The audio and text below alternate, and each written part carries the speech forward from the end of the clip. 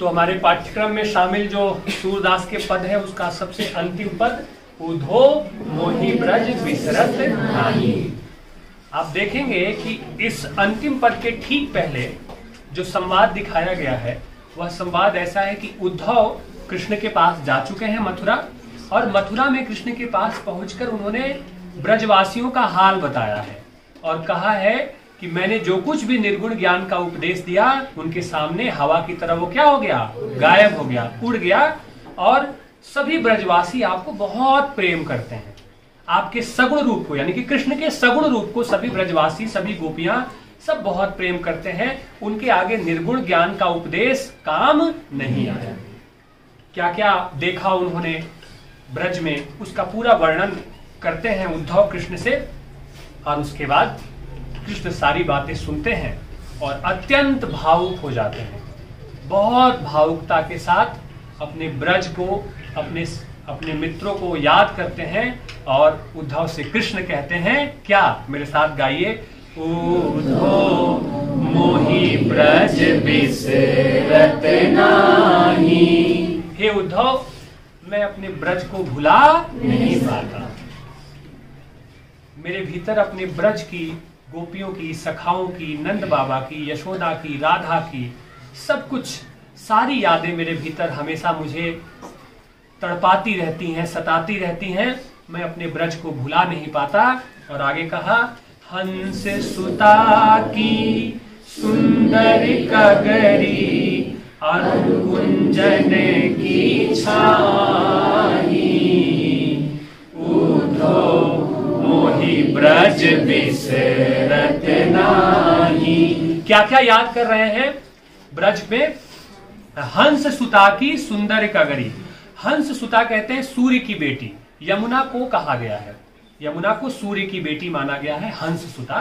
तो कहा यमुना नदी की सुंदर वो किनारा, नदी का वो सुंदर किनारा, ठीक है। और अरु कुंजन की छां, कुंजन कहते हैं वृक्षों को, झूमते हुए वृक्षों की छां और नदी का किनारा से मैं भूल नहीं पाता।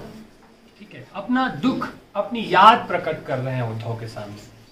और आगे कहा, वै सुर भी गाओ, वै सुर भी वै बच्छ दोहनी खरिक दुहावन जाही, उद्धव मोहि ब्रज बिसरत नाही।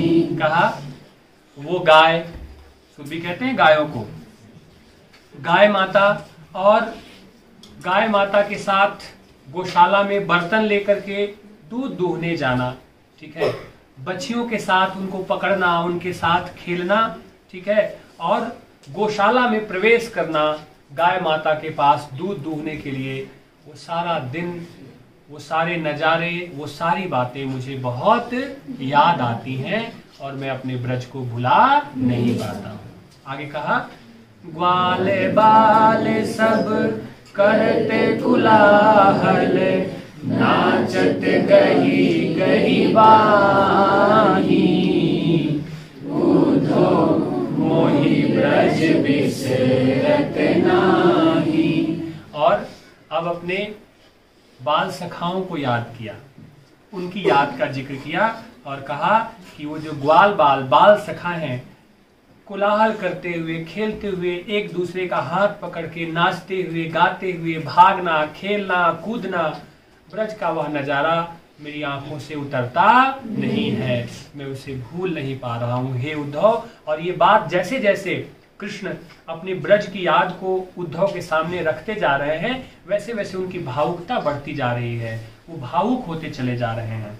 आगे कहा, यह मथुरा कंचन की नगरी मणि मुक्ता हल जाही, उद्धव मोहि ब्रज बिसरत नाही। और तुलना की और कहा कि उद्धव, यह जो मथुरा है यह कंचन यानी कि सोने की नगरी है, मोतियां हैं, मोतियों का व्यापार होता है यहाँ पे, सब कुछ समृद्ध है यहाँ पे, सब कुछ है यहाँ पे, लेकिन इसके बावजूद भी मेरा इस सोने की नगरी में मन नहीं लगता है। मेरे मन में मेरा ब्रज बसा है, मेरी गोपियां हैं, वो यमुना नदी का किनारा है, वो पेड़ है, वो बाल सखाओं के साथ घूमना है, वो गाय है, वो बछड़े हैं, वो दूध दूहना है।